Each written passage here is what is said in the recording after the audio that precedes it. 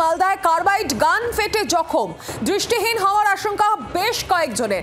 জখমদের মধ্যে কয়েকজন শিশুও রয়েছে বলে জানা যাচ্ছে। মোট জখমের সংখ্যা 8 জন এবং সকলেই বর্তমানে চিকিৎসাধীন।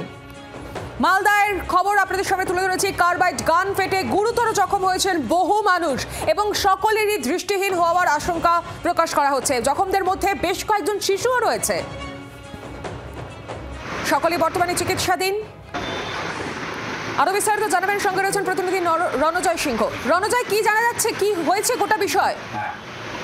সমী, যে তথ্য আমরা পেয়েছি মূলত বেসরকারি সূত্র মারফত জানা গেছে যে বিভিন্ন যে সরকারি যে চিকিৎসালয় রয়েছে, বেসরকারি চিকিৎসালয় যেখানে চক্ষু বিশেষজ্ঞরা চিকিৎসা করেন, সেই চিকিৎসালয়ের যে তথ্য হিসাবে জানা গেছে যে বেশ কয়েকজন এখনো পর্যন্ত কার্বাইড গান বিস্ফোরণে আক্রান্ত হয়েছেন।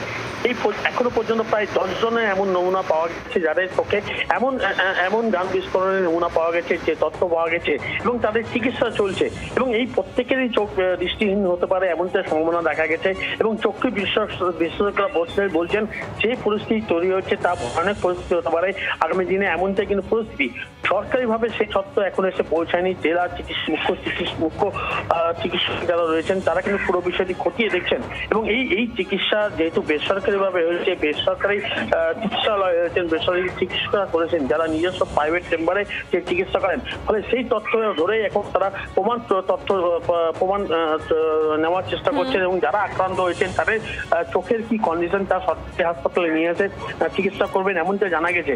পুরো বিষয়টি নিয়ে কিন্তু চিকিৎসক মহলে হইচই শুরু হয়েছে এবং যারা এই রোগে আক্রান্ত হয়েছেন তারা অত্যন্ত উদ্বেগের সঙ্গে রয়েছেন। কারণ যে অসুখে তারা আক্রান্ত হয়েছেন তা হচ্ছে কার্বাইড গান বিস্ফোরণ, এবং যে কারণে তাদের দৃষ্টি হারাতে পারে এমনটি আশঙ্কা করেছেন। ফলে তারা প্রত্যেকে উদ্বেগের মধ্যে রয়েছেন বলে জানা যাচ্ছে।